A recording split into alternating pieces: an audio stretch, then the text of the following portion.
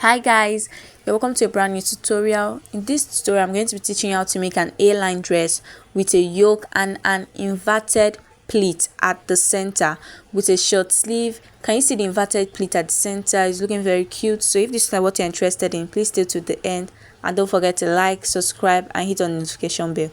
Now I'm going to be making use of 3 yards of Ankara print, your chalk, tape rule, your matching color zipper, your lining as well, and your scissors.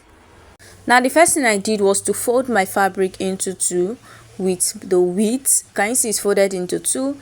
Now I made use of my client's body measurement and I started with the length. Now our length is 39 inches, but you'll find out that that dress has a yoke at the upper part. Now we have to eliminate that yoke, and I want to use 7 inches for the depth of the yoke. You measure your client or you measure yourself how deep you want the yoke to be. Now since I'm going to be drafting directly on my fabric, I am going to move 6.5 instead of 7 inches. I hope you understand. Move 6.5 instead of 7. If you want your yoke to be 8 inches, you remove 7.5 instead of 8. Now you can see my length 39. I added about 1.5 inches extra to that because we're going to be turning it with a lining. Now for the width of my gown, I used my hip measurement divided by 4 plus 4 inches extra. Now that 4 inches extra is going to be used as the inverted pleat. You can see that the gown had an inverted pleat at the front. Now that 4 inches extra is for that pleat. Plus 3 inches extra because this is an A-line dress. We need the dress to be free at the hemline. Then you are going to add an additional 1.5 inches to that. So in total, we have about 8.5 inches extra. After dividing your hip by 4, add 8.5 inches extra. Now from the center of your fabric, which is the folded part of your fabric, you go out by 4 inches, which is going to be for that inverted pleat. Now I'm going to mark that 4 inches from the upper part of my fabric all the way down to the hemline.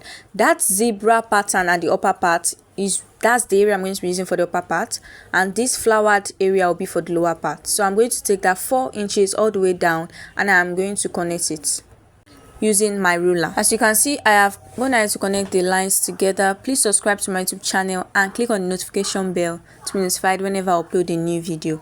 Now you see this 4 inches that we have marked out here, we have to fold it in just so that we don't make mistake while taking our other measurements. Fold it in like so, and you make use of a pin to just hold it down. Can you see where I'm folding mine? Now you have to use a pin to hold it down just so it stays in place, just to put it in place so it doesn't start coming out while you're taking your other body measurements. Now that zebra area there will be used as the upper part of my dress. Now on that area, I'm going to take my shoulder measurement divided by 2. I'll mark it there, and I'm starting from that folded part here.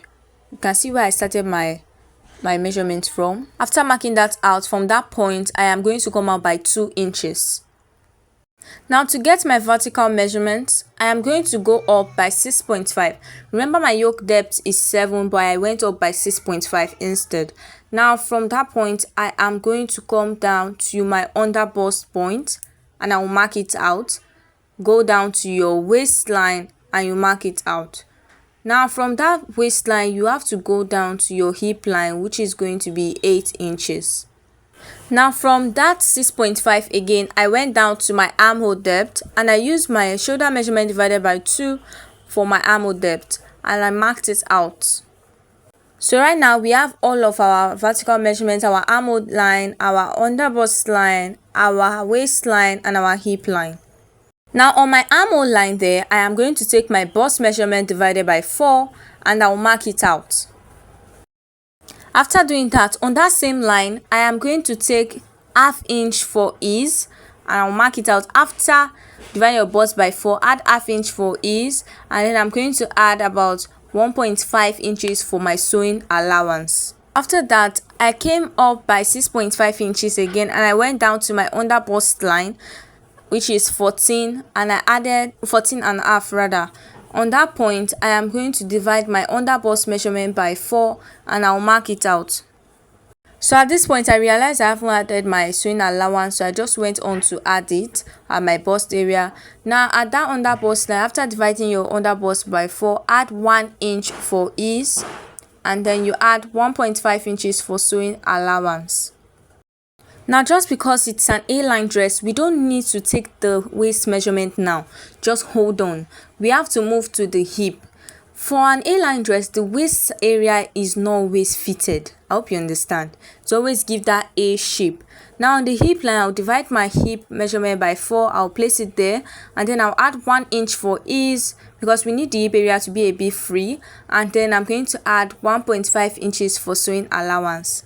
If you've watched to this point and you've not clicked on the subscribe button, please do well to click on the subscribe button, smash the like button, and hit the notification bell. Now on the hemline, I am going to take whatever I have on my hip line. I will take it down to the hemline and I will add 2 inches extra. Now on my hip line, I have 13 inches. On my hemline, I will add 2 inches to that 13 to make it 15. So add 2 inches to whatever you have on your hip line and place it on your hemline.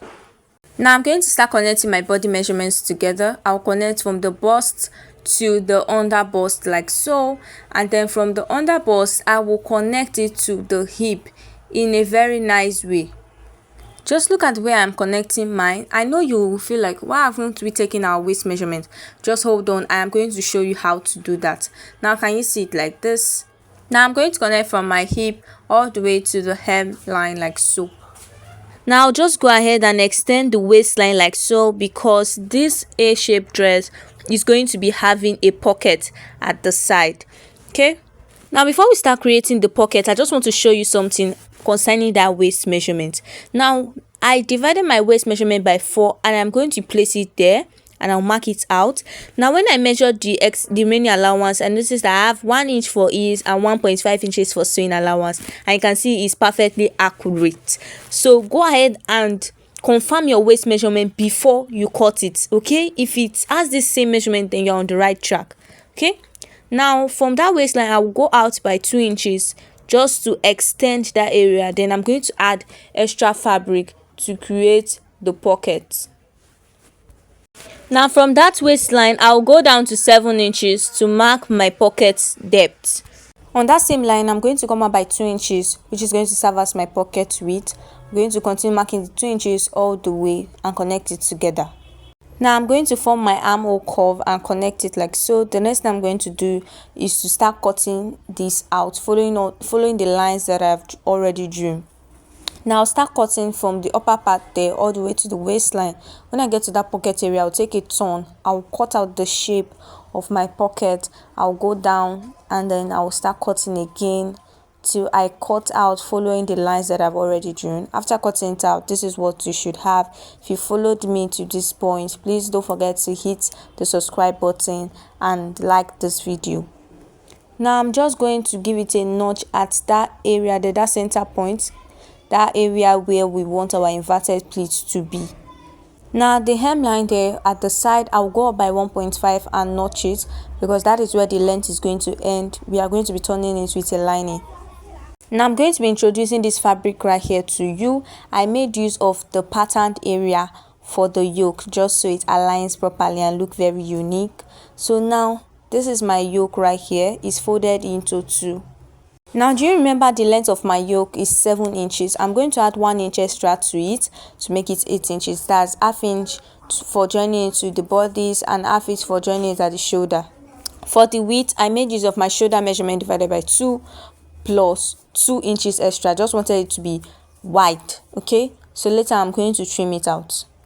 Now what I'm going to do is I'm going to mark half inch at the end of this yoke like so, because I am going to be using a pin to join it to these bodies. Now as you can see, I took my pin and I was just pinning it down with half inch, just holding it down with my pin with half inch, just so we can trim out a proper armhole and our shoulder. Now on the upper part, I'm going to be using as my shoulder measurement. I'll take my shoulder measurement divided by 2 plus half inch. On that point, I will come down by 1 inch for my shoulder slope. But before that, I am going to mark out my neck width, and I made use of 3.2 inches for my neck width. And for my neck depth, I'm going to make use of 4 inches. After that, I'll connect it to form a round neckline. From that point, I'll come down by 1 inch to form my shoulder slope, because our shoulder is not straight, it is slant. So we have to come down by 1 inch to form that slant shape, then connect it to your neck width like so. Now once that is done, from that shoulder slope, I'll go down to my armhole depth, and I made use of my shoulder measurement divided by 2 plus my armhole depth. Now I'm going to rule it out. After that, you divide your armhole depth by 2 and you mark it out. Whatever you have on your shoulder, you are going to deduct ½ inch from that and you place it on that point. Now whatever you have on the shoulder, you are going to place it on your armhole line. From that sharp point there, we are going to come out by 1 inch. Now we are going to create our armhole curve by connecting the shoulder to that midpoint of the armhole, and then we are going to connect that point to the 1 inch that we marked there, just to form a proper armhole curve, and then we'll create a curve to meet the side. And once you're done with that, go ahead and cut out the armhole following the lines that you've marked. And after that, I went ahead to cut out the neckline, and I'll move on to cut out the shoulder slope. And once you're done cutting, this is how it should look. Now this is another piece of fabric folded into 2, meant for the back. I also used the same pattern, the flowered area for the lower part, the zebra area for the upper part. Now this particular one is not up to the measurement for the front. Now first of all, you're going to divide your bust by 4, add 3 inches for ease, 1.5 inches for sewing allowance, and then 1.5 inches extra for your zipper allowance. So overall, you are going to divide your bust by 4 and add 6 inches extra to it instead of 8.5 like the front. Now from the close side here, I marked 1.5 inches, which is meant for the zipper. Because the back also have a yoke, I am going to take out 6.5 inches away from my length instead of 7 inches. I went down to my under bust point, went down to my waistline. Now the waistline for this client is 18, but your back half length or your back waistline is always shorter than the front. So instead of marking 18, I am going to mark 17. Now from that point, I came down by 8 inches for my hip line. Now the upper part there is going to be serving as my shoulder area. So now I'm going to divide my shoulder measurement by 2 and add 2 inches to it, just the same way we did for the front. And you can see that I took the measurement after the zipper line. Now I'm going to take out 6.5 inches again for my yoke and come down to my armhole depth, which is my shoulder measurement divided by 2. Now I'm going to start taking my body measurement. I am going to start from that zipper line there.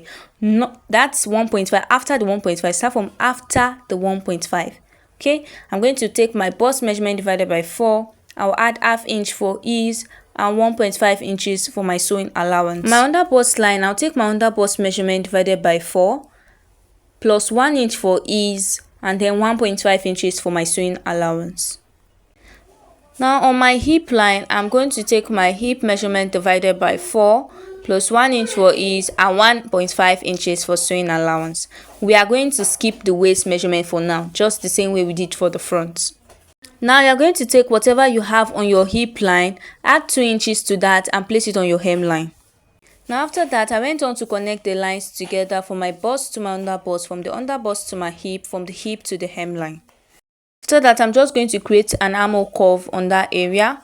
Now on the waistline for the zipper area, we'll go in by ½ inch just to eliminate every zipper bulge. We don't want our zip to be bulging at the back. Now that ½ inch, you're going to replace it at the side of the waist area and then just connect it into your bodice like so. After that, you go ahead and connect that ½ inch at the zipper area into the back and all the way down to the hip as well. This process will help your zipper lay very flat on your back. After that, you go ahead and cut it out. Now guys, I'm supposed to add my pocket. You can see I forgot to add the pocket the way we did for the front, but I later added it and it was still okay. Then after adding your pocket the same way I showed you for the front, you go ahead and cut the sides. Now once I'm done with that, I'll go ahead and cut the back area, that's the zipper area, following the lines that we have drawn. Now at this point, I just went ahead to cut out a pieces of fabric and I cut out the same shape for my pocket since I forgot to cut it earlier on.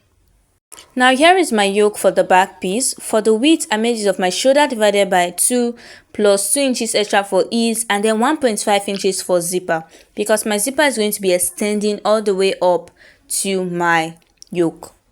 And then for the length, I added 1 inch extra to my length measurement. At this point, I went all the way up to add my zipper allowance of 1.5 inches. Now immediately after the zipper allowance, we're going to take our shoulder measurement divided by 2 plus half inch. From that point, you will come down by by 1 inch for your shoulder slope, and then we're going to go out by our neck width of 3.5 inches. For the back, use 3.5. For the front, use 3.2. Don't worry, it's going to align. It should be okay. Now from the back there, I came down by 1.5 inches for my neck depth, and I'm going to connect it together. The next thing to do is to connect your shoulder slope like so. Now since both the back yoke and the front yoke length are the same, I tried to just place the front yoke on it and just trim it out. But then at the midpoint of our armhole, remember for the front I went in by half inch. Now for the back, I will go out by half inch, and I'm just going to connect everything and cut it. If you watched to this point, I want to say a very big thank you to you. Thanks for staying till this point, and I hope you have already clicked the like button, subscribe to this channel, and leave a comment if you have any question. I'll be there to respond. So after trimming out the shoulder slope, I just took out the front yoke and I cut out the neckline for the back and open up the zipper area. So I just decided to use a pin to hold the yoke or attach the yoke to the bodice, just so we can trim out a proper armhole for the bodice as well. Now once you've pinned it down, from the shoulder slope, go down to your armhole line, which is your shoulder measurement divided by 2, and you place it there and mark it out like so. Once you've done that, you go ahead and create a curve to meet your yoke from the side of your bodice to your yoke. Just connect it to form your perfect armhole. Now because our half length are not the same, the back half length is shorter than the front. Now we have to reduce the length of this back piece by 1 inch. Now don't worry, it's going to be okay because we are going to create a 1 inch dart for the front. Once you're done marking out that 1 inch, you go ahead and cut it off. Now guys, after doing that, from the hemline there, we are going to go up by 1.5 because we'll be turning this with a lining, then give it a notch. Now after cutting it, this is how it should look. You can see that I've added my pocket and it's looking very nice. The next thing I did was to cut out a lining for it. Now I placed my lining, I folded my lining into 2, placed my bodice on it, and I just cut it out using the same shape. But now for the length, I made sure that the lining is about 1.5 inches shorter than my Ankara. Now we're also going to be cutting out a lining for the yoke. I folded my lining into 2 and I've cut out one for the back. So let me show you how to cut for the front. I folded it into 2, placed the Ankara yoke on it. Now I'm just going to follow the same shape and I will cut it out gently and neatly. If you follow my step, you will get everything correctly. There will be no issue with your outfit. So guys, as you can see, I have gone ahead to cut out the neckline and the lining for the piece for the yoke, and this is how it looks. Now the next you are going to do is to place the lining on your yoke and you will sew it on the shoulder. Now this is another lining piece for the back. Now we're going to place the lining front side facing the Ankara, and you are going to stitch it by the hem. So guys, this video is already getting too long. In my next video, I'm going to show you how to stitch it together. So if you enjoyed the tutorial, if it was well understood, just drop in the comment section the part 2 please, and I'm going to do so. Thanks for watching. Bye. So in the next tutorial, I'll teach you how to turn it with a lining, how to make the inverted pleat, how to cut the sleeve,